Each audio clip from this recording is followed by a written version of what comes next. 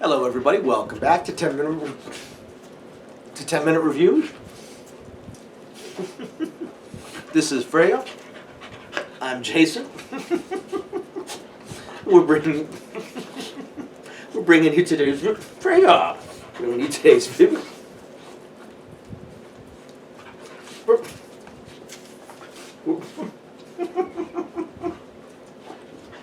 Yeah, Daddy's trying to work. We're bringing you today's video. As always, guys, please hit the like and subscribe buttons.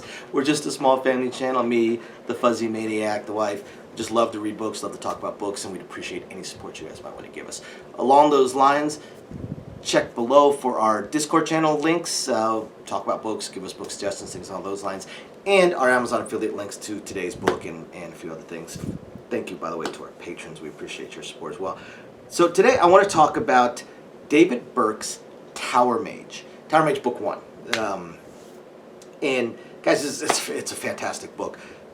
As always, I'm going to talk about four things. I'm going to talk about the world, the character, plot, and the writing style. So the world is your typical lit RPG slash fantasy, swords and sorcery, beast girls type of world.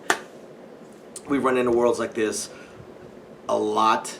There's really not much to say about this world aside from that's kind of what it is. Your usual medieval adjacent type of swords and sorcery fantasy with your beast girls or animal people, beast people.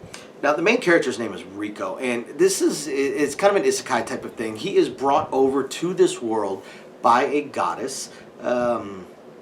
There's not much more I can say about that either because it's not exactly what you would consider a unique concept. We've read this many times. There's only so many different ways to bring somebody over with modern knowledge, modern ideas, and bring them over to a fantasy-esque world. So this is actually one of my favorite ways. I'll tell you guys, I've grown to really hate the video game, the virtual reality video game trope that's used in a lot of them as well. Read plenty of those books, and if it's a great well-written book, I still read it, but I really just that just doesn't do it for me.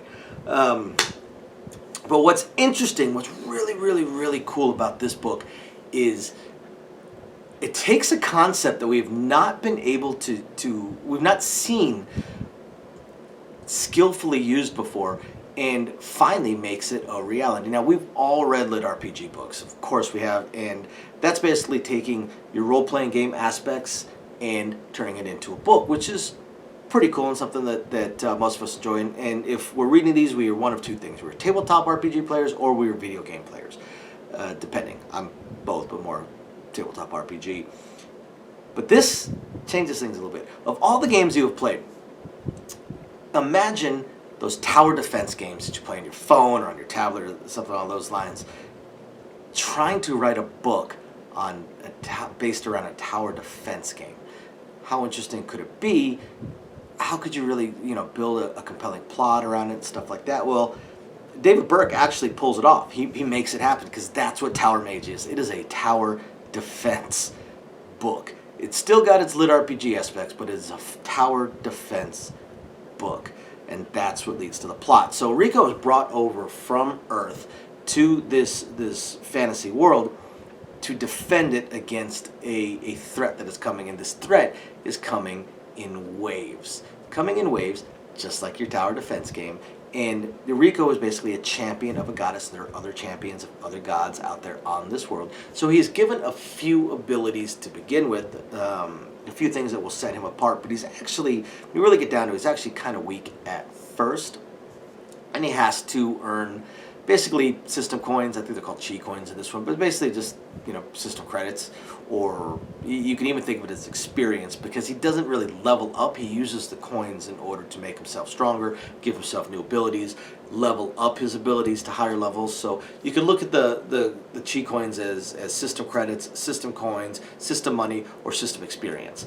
You've got your terminals. This is how he accesses the system, and the area that he is brought to, and the settlement that he is there to defend. He can build, like I said, towers. He can build towers only in certain areas. It costs a certain amount to set up a tower.